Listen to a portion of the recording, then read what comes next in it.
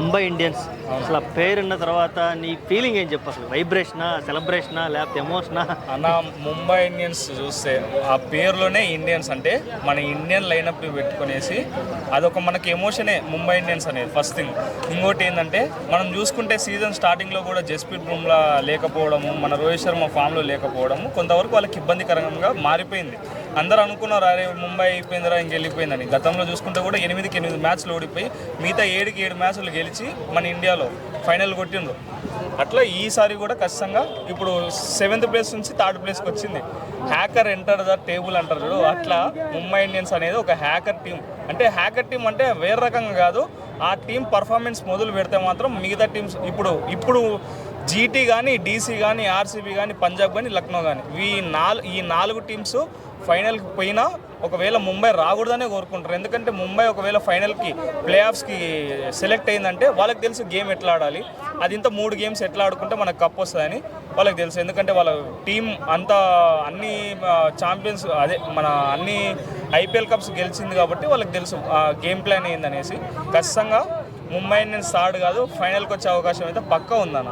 Okay, ప్రపంచం అంతా ముఖ్యంగా ఇండియన్స్ అంతా ఎదురు చూస్తున్నటువంటి పర్సన్ రోహిత్ శర్మ కంబ్యాక్ ఇవ్వడం, మళ్ళీ ఫామ్ లో పెట్టడం, బ్యాక్ టు బ్యాక్ 50s కొట్టడం ఎలా చూసి ఒక గొప్ప ప్లేయర్. ఎప్పుడు ఒక క్రికెట్ లో ఒక కోయిట్ ఉంది, form is temporary, class is permanent అని. అట్లా మనం రోహిత్ శర్మ కూడా అంతేనా.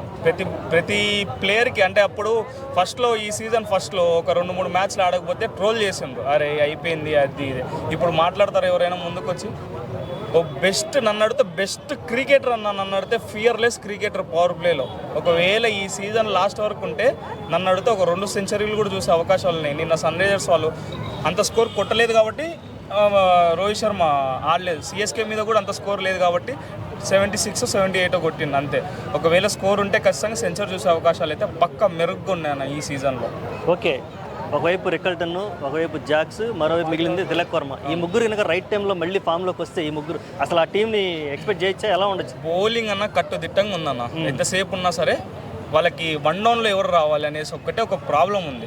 రికిల్టన్ కొంచెం ఆన్ ఆఫ్లో కనిపిస్తున్నాడు. 1 డౌన్లో జాక్స్, సూర్యకుమార్ యాదవ్, తిలక్ యాదవ్ వీళ్ళ ముగ్గురిని వాళ్ళు ఫ్లోటర్గా వాడుకున్నారు. ఒకవేళ పొరపాటున విల్ జాక్స్ కానీ లేదనుకో మన తిలక్ వర్మ కానీ ఫామ్లో చూపించిందంటే మాత్రం అన్న అసలు ఏ రికార్డులు కూడా ఆగవు. ఒక మ్యాచ్ కూడా ఓడిపోదు. ఇక ఇప్పటి నుంచి ఒక్క మ్యాచ్ కూడా ఓడిపోకుండా ఫైనల్లో కప్పు లేపేది కూడా ఖచ్చితంగా మనం చూడబోతాం. ఒక 1 డౌన్లో ఎవరో ఒకరు ఫామ్లోకి వస్తాం మాత్రం. Okay, Hardik Pandya all rounder performance ఈ మధ్య వికెట్లు పడట్లేదు, ఎలా చూడాలి అన్న?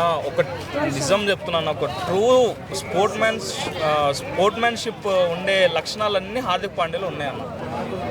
టీంకి ఏం కావాల్సి అది, ఏ సిచ్యువేషన్ కావాల్సి ఆ సిచ్యువేషన్. మనకి T20 వరల్డ్ కప్ కూడా తెప్పించింది అన్న, లాస్ట్ ఓవర్ తెప్పించింది. అంత మంచి ప్లేయరు, అంత జంప్ ప్లేయరు. అసలు నువ్వు ఏ ఆర్డర్కైనా పంపి ఎన్ని రన్స్ కొట్టాలి, ఎన్ని రన్స్ కొట్టినేయకూడదు, ఒక మైండ్లో గేమ్ ప్లాన్ ఉండే ఒక గొప్ప ప్లేయర్ క్రికెటర్ తను.